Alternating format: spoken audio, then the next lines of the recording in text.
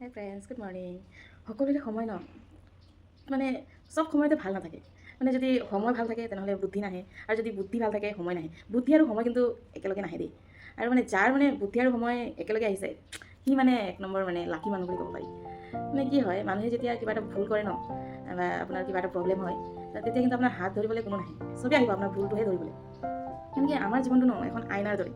যেতিয়া ঠিক থাকে আইনাখন, তেতিয়া সকলোৱে আহিব, চাব, চাই মেলি যাব। কিন্তু সেই আইনাখনে যদি ভাঙি যায়, সেই আইনাখন কোনেও চাব নিবিচাৰে, মানে চবেই ছাইড কাটি যাবহে বিচাৰে। আজিকালি মানুহক বিশ্বাস কৰিবলৈও মানে বহুত কঠিন হৈ গৈছে। মানে মানুহক বিশ্বাস কৰিব, কিন্তু অন্ধৰ দৰে নকৰিব। মানে এজন মানুহৰ বিশ্বাসত অন্ধ নহ'ব, কাৰণ অন্ধ এজন লোকেও ন সেই লাঠিটোকে প্ৰথমতে পেলায়। যেতিয়া দেখা পায় লাঠিটোকে প্ৰথমতে পেলায়, যোন লাঠিটোৱে মানে তেওঁৰ জীৱন সংগী আছিলে। মানে আপুনি যদি এজন লোকক বহুত বিশ্বাস কৰে, বিশ্বাস কৰাৰ পাছত আপুনি সকলোখিনি মনৰ কথা তেওঁৰ ওচৰত কোৱাৰ পাছত আজিকালি হৈছে স্ক্ৰীনশ্বট আৰু ৰেকৰ্ডিঙৰ দিন বুলি ক'ব পাৰি। কাৰণ আপুনি কিবা এটা ক'ব, আপোনাৰ মনৰ কথা, দুখৰ কথা, সেই কথাটো আপুনি গম নোপোৱাকৈ ভাইৰেল হৈ যাব।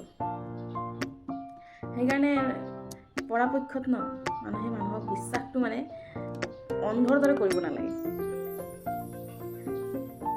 বেয়া সময় সকলোৰে আহে, বেয়া সময়টো আহিলেহে আপুনি ভাল সময়ৰ অপেক্ষা কৰিব।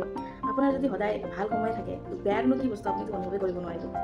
বেয়া সময় আহিছে, নিজৰ ওপৰত আত্মবিশ্বাস ৰাখক।